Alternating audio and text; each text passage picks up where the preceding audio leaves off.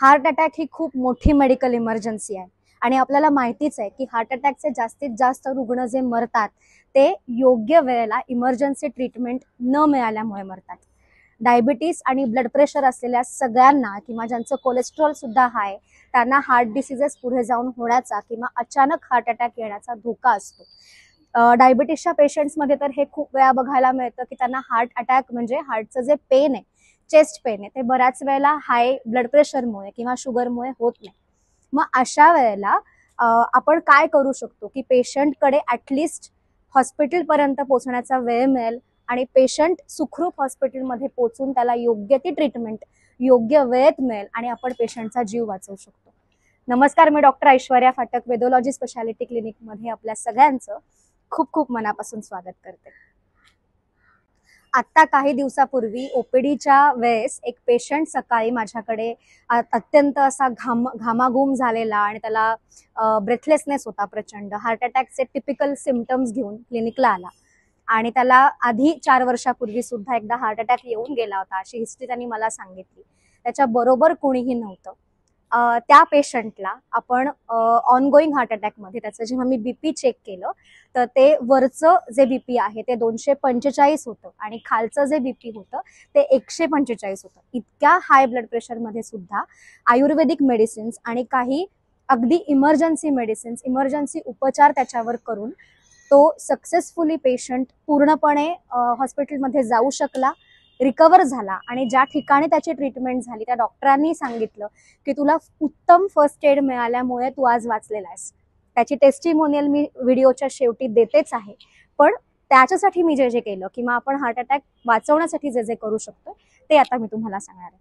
सगळ्यात पहिल्यांदा काय करायचंय किंवा आपल्या ज्यांना ब्लड प्रेशर आहे, डायबिटीस आहे, कार्डियाक हिस्ट्री आहे, त्यांनी एक गोष्ट आपल्या खिशामध्ये कायम ठेवायची आहे, जी म्हणजे वेलची.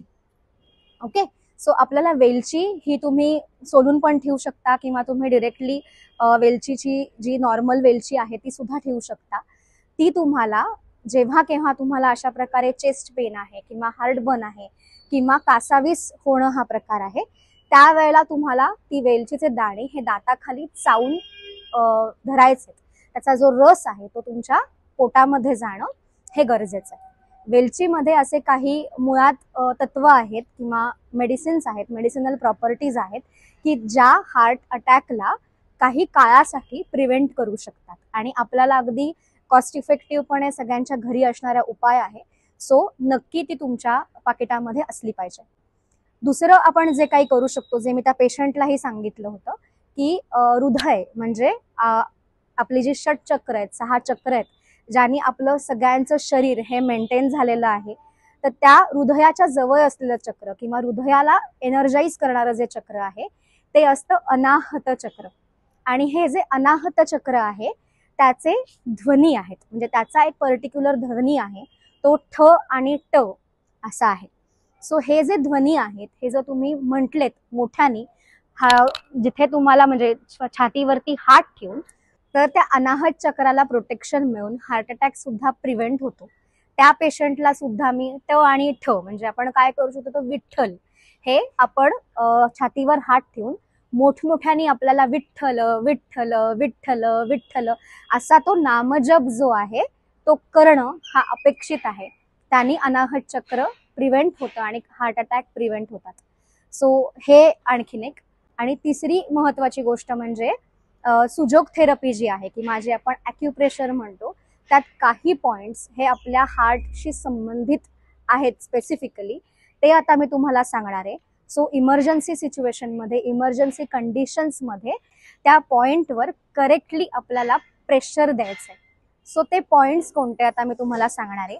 ज्यांना हाय ब्लड प्रेशर आहे आणि त्यांना त्याच्यानंतर हार्ट अटॅक किंवा हार्टशी रिलेटेड काही प्रॉब्लेम्स होत आहेत, त्यांनी आपला डाव्या हाताचा जो हा पॉइंट आहे म्हणजे जे खालचं पेर आहे त्या पेराच्या वरचा जो हा पॉइंट आहे त्या पॉइंटवर आपल्याला प्रेस करत राहायचंय. कंटिन्युअसली आपल्याला एक 5 ते 7 मिनिटं आपल्याला प्रेस करायचंय.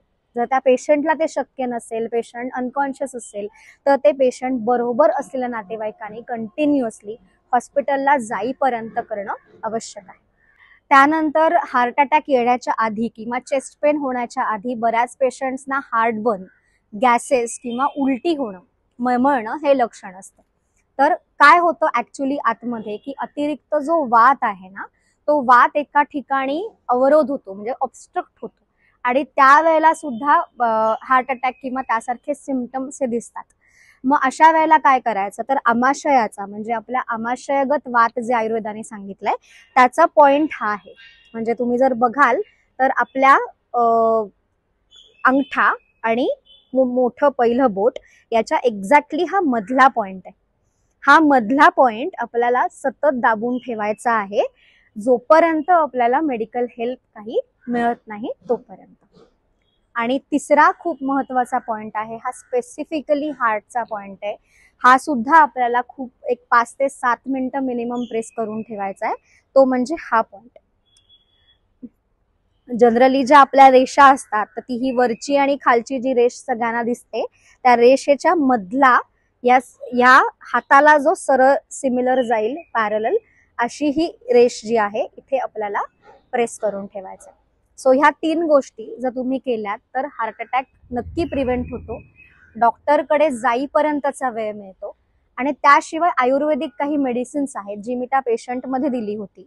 या 2-3 गोष्टी जरी आपण केल्या तरी हार्ट अटॅकमुळे आपण लाखो जीव जे आहेत ते वाचवू शकतो. हार्ट अटॅक आल्यानंतर CPR द्या, हे करा ते करा, हे नक्की आहे, पण त्या आधीच जर आपण तो प्रिव्हेंट केला तर बरेचसे पेशंट हे पूर्णपणे वाचू शकतात. आणि आपल्यासाठी आयुष्याचं मोल हे सगळ्यात महत्वाचं आहे. त्यामुळे हा व्हिडिओ तुमच्या सगळ्या जवळच्या नातेवाईकांना, सगळ्यांना जास्तीत जास्त लोकांपर्यंत पोचवा, की जेणेकरून आपल्यामुळे ॲटलिस्ट आपण एक जरी जीव योग्य ट्रीटमेंटमुळे व्यवस्थित वाचवू शकलो तरी ते आपल्याकडनं नक्कीच पुण्याचं काम असणार आहे. अशाच महत्त्वपूर्ण व्हिडिओसाठी वेदोलॉजी स्पेशालिटी क्लिनिकला लाईक, शेअर आणि सबस्क्राईब जरूर करा. धन्यवाद. जी नमस्कार, मेरा नाम ईश्वर वजीरानी है।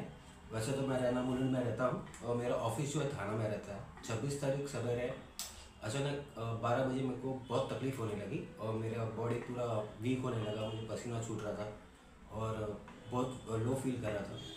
तो फर्स्ट एड ढूंढते ढूंढते मैं मैम के पास आया। आके मेरा ब्लड, जब मुझे मेरा बीपी चेक किया तो बहुत हाई था एंड अनफॉर्चुनेटली उस समय मेरी हालत ऐसी थी कि मुझे कभी भी अटैक आ सकता था। तो उस समय मैम ने मुझे जो फर्स्ट एड दिया, that help me very much to reach till my hospital जहाँ मैं एडमिट हुआ था। तो I really thanks ma'am very much, Aishwarya for the same thing. Thank you.